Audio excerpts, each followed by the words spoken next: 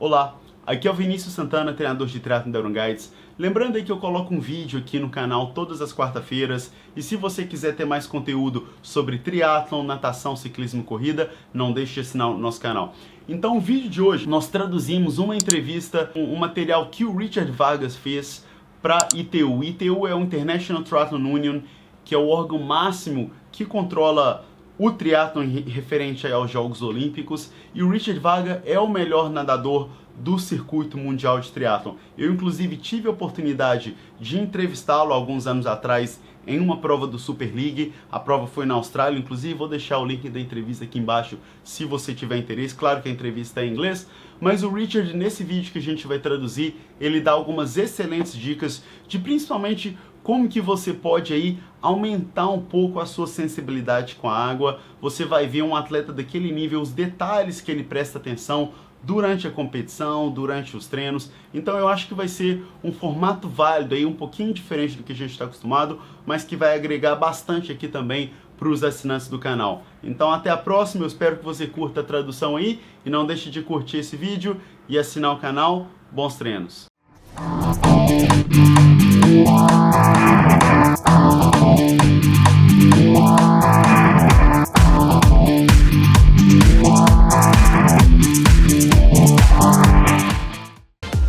While there are plenty of strong swimmers on the ITU circuit, there's one athlete in particular who consistently stands out in the water.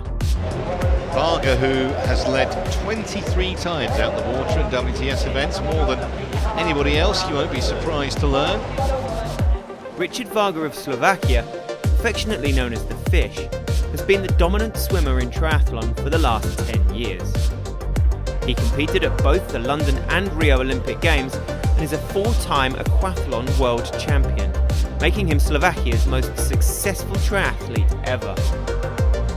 We sat down with Richard to gain some valuable insight into his well-honed swim technique and tagged along to an indoor training session to get a clear view of a master at work. So let's get the inside verdict from the man himself. For me, the important thing from the start to have as high as possible body position. So my shoulder blades is going up, and my chin is going to the inside. So my body the body is really high, my shoulders is high, and then also my core has to be tight from the start, and as tall as possible. So I'm imagining myself as a wood in the water. So I'm just trying to float in and swinging the arms through. So I just pushing the water behind me. So what I'm trying to do with the breathing is obviously breathing to the water and inhale half face to be out of the water and half face into the water. So I don't have to go really far with my head, as you can see. So it's really efficient. And when I'm trying to check where is the buoy, I usually change the side. So maybe after each 8, I'm trying to change the side. Or when I feel like, okay, my left side is tired, I start feel on the right side.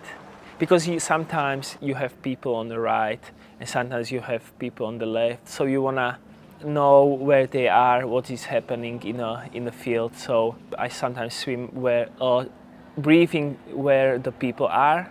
When other side there is nobody, I don't breathe there. Or if someone is gonna fight me, I'm trying to breathe on the other side.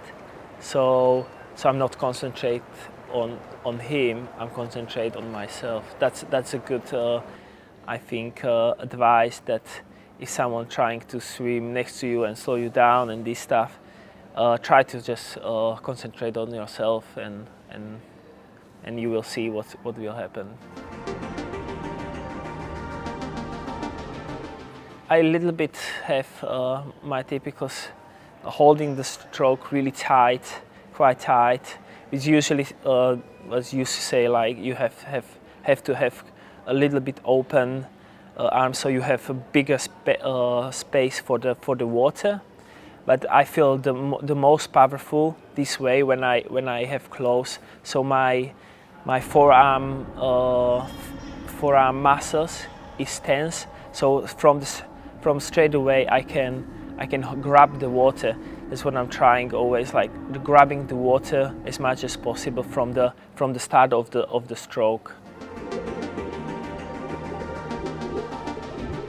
I used to use much more kicks, stronger kicks, but now it's a little bit less, and I think it's more efficient for the open water swimming, and especially triathlon, where you don't want to waste so much energy. So that's why I'm trying to have strong core and swimming from the hips, that I don't need to that much. The legs is really important for the rhythm, to keep the rhythm of the stroke. As much as is moving you as much forward, it's like keeping you balanced in the water as high as possible, but also the rhythm.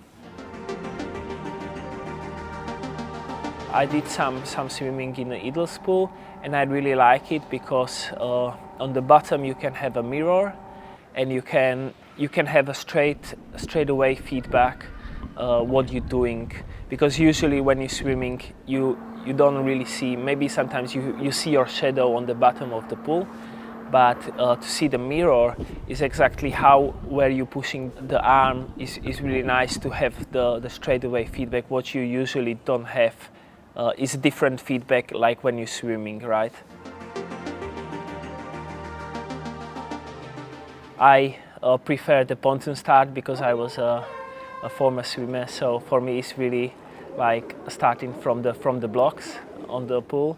So that's what I take usually advantage, like good start, good few waves, and then that's what I'm trying to do like first 20 stroke just without breathing, just get really high speed and get rid of the people next to me, which they usually try to get on my hips or try to swim with me as long as possible.